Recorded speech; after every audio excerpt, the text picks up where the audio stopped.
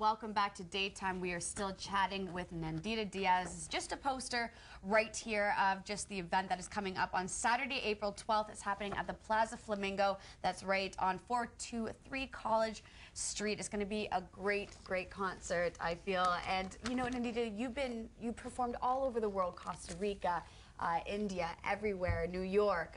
You know, what's kind of your most memorable place and time of just traveling and performing? Okay, to answer that, I'd have to say my most memorable moment was actually when I performed in Canada, in Montreal. Oh, very nice. Yeah. Keeping it local. Yeah. I like that. Yeah, it was actually at a show for New Year's at Biddle's Jazz Club, which has now become La Maison du Jazz. But I was there and Stephanie Biddle was singing, and she was so amazing. And I ended up talking to the guys there, really older, seasoned players, and we got in a conversation. They said, well, why don't you sing? And I was actually 18 years old, still in high school at that point. Got up and sang on stage. Everyone loved it so much. The band was so phenomenal. And people started asking, well, when do you play regularly? We'd like to come watch you. You sound great. Wow. And I said, well, I live in Mississauga. I'm in high school. I can't even get in a club where I live. So yeah, it was great. The only way to get in, I guess, is to start singing. That's amazing. Yeah, because I guess it's the legal age in Montreal is a year younger as well. Yeah, That's 18. Right. I'm always so amazed by people who can speak so many languages. I think it's fantastic. You're really a worldly woman. You speak Spanish, French, English, Portuguese, and you're also going to be teaching Spanish, French, and English starting in September. You're in Teachers College. How does that relate or tie in to your music, your languages, and the fact that you teach them with your music? I find that being a teacher, in a sense, you are performing, especially as a language teacher, because when you're starting, and there's young students who are just starting a language, you need to use a lot of gestures, you need to use a lot of facial expressions, you need to use a lot of passion.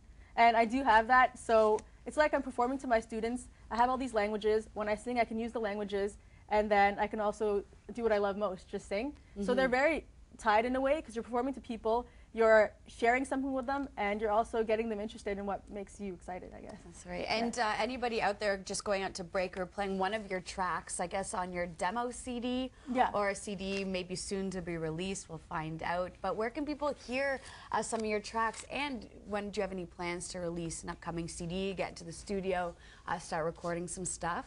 Yeah, they can go to nanditadias.com. That's NANDITA-DIAS.com. To listen to a bit of what I do. They can also, I have a lot of shows coming up in the summer. We have the summer festivals. There's one in Mississauga, one downtown. So I'll be at the festivals. So that's something where they can check me out as well. In terms of a CD, I'm working on one, and I'd like to get it as soon as possible. Right now, at this point, it's just that Teachers College has been a lot of work. Absolutely. You're balancing that with all the stuff going on now. How do you find time for everything? How do I find time for everything? I really don't know. I don't give it much thought. I just do everything to the best of my ability. I'm somewhat perfectionist sometimes, so sometimes I don't get a lot of sleep, but I'm doing things that I love, so it makes it really easy. You're not missing an exam or performance to be on the show, are you? Right now, because I know it's crunch time for universities and colleges. Awesome you could take the time out to be here today. I know. It's well. Anyways, I know. You know, with being, having your concert out, you're going to release some CDs. You have amazing tracks on your website.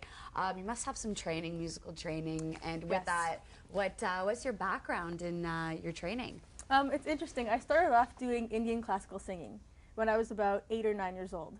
And then after that, my teacher moved, so I went on and I did opera, Western classical, which really helped open up my voice. And it started me singing in these, I started singing in these different languages as well at that point. I found my artistic passion. I just fell in love with jazz. It was the best thing I'd ever heard, and it allowed me to just be who I wanted to be myself, and sing how I wanted to with my natural voice, and that's what I stuck with. However, it's not like I left the other two behind. I do incorporate Indian music and stylistic things that I got from opera into my jazz. Yeah. So. I'm curious, for someone who sings in so many different languages and has mastered so many different styles, you mentioned classical, opera, jazz.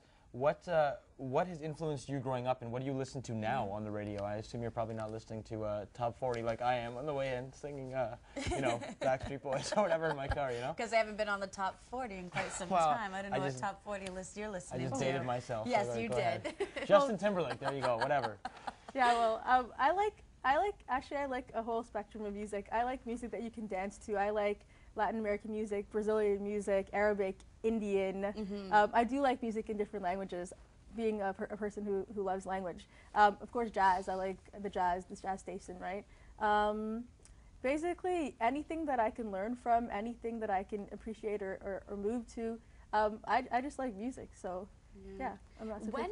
When did you kind of realize that, you know what, hey, I can sing, like I have this talent and I could do something with it? When did you kind of realize that? Well, I've been singing for a really long time. I've been singing since I was a child, like 5 years old.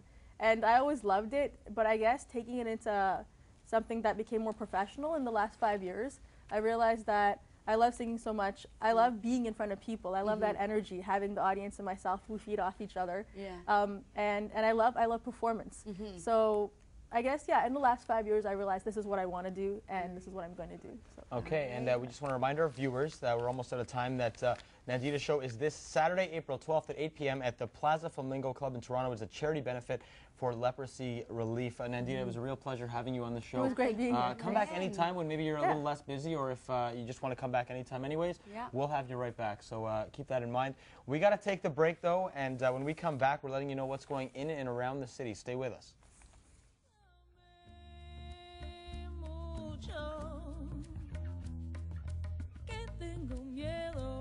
Tenerte y perderte después.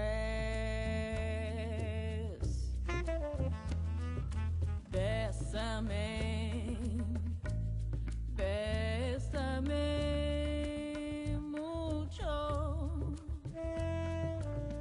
como si fuera